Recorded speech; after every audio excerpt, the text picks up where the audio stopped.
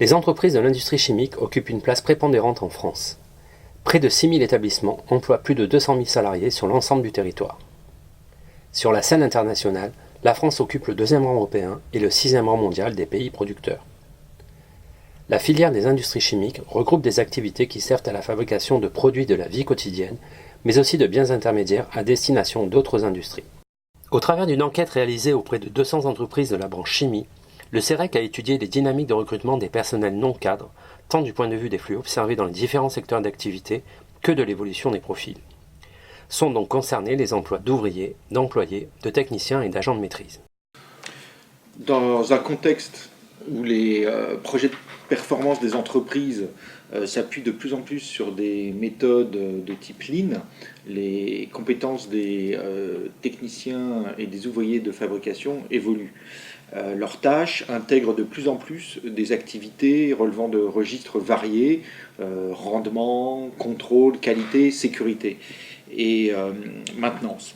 Les pratiques de traçabilité et de reporting sont largement entrées dans leurs activités également. Et la complexification du travail est avérée du fait de l'accroissement de leurs responsabilités, par exemple en devant suivre un nombre plus important de productions situées dans différents ateliers, par exemple. Et du fait de l'informatisation et de l'automatisation des installations qui se poursuivent.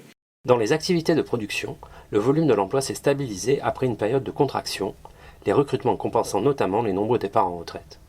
Compte tenu de la diversité des activités et des contextes, les profils à l'embauche sont plutôt diversifiés, allant du débutant sans diplôme au salarié expérimenté.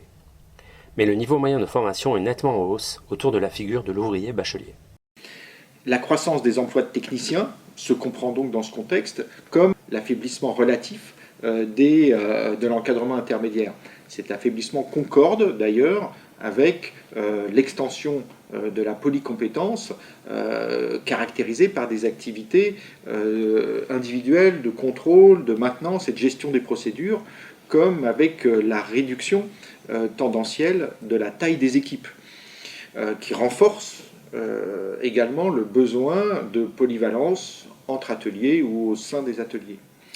Et enfin, dans les secteurs où la production doit être très réactive à la demande, l'accélération des rythmes de changement de fabrication nécessite d'adapter en permanence ou très fréquemment des activités qui sont de plus en plus étendues.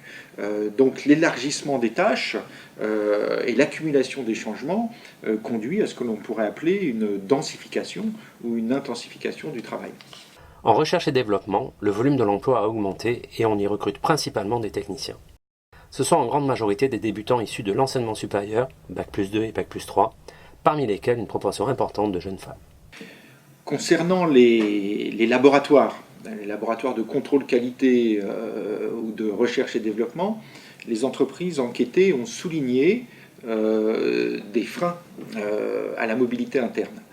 En effet, l'espace des mobilités se limite souvent au périmètre de ces laboratoires, et même s'il s'étend au-delà d'un laboratoire, les parcours ne sont pas évidents à construire. Dans les grandes unités, les candidatures internes sont rares du fait d'une hiérarchie implicite entre laboratoires qui recouvrent dans une large mesure l'intérêt réel ou supposé du contenu du travail.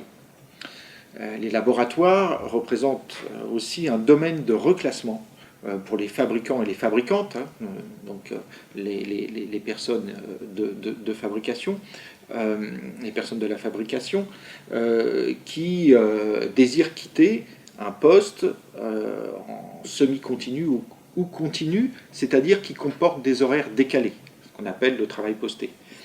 Il faut aussi tenir compte du fait que les métiers de cette famille, recherche et développement, laboratoire, sont plus féminisés et aussi plus jeunes que les autres.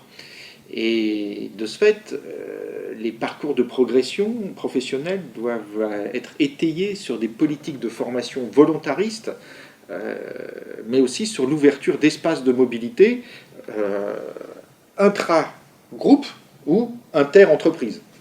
Une autre observation porte sur la progression de carrière des techniciennes. La question de la progression des carrières de techniciennes doit interroger un autre mécanisme qui contribue à créer ce fameux plafond de verre. En effet, la problématique du passage cadre, du passage au statut cadre des femmes dans ces métiers, met en question les effets d'une norme masculine de disponibilité extensive au travail sur la construction des parcours.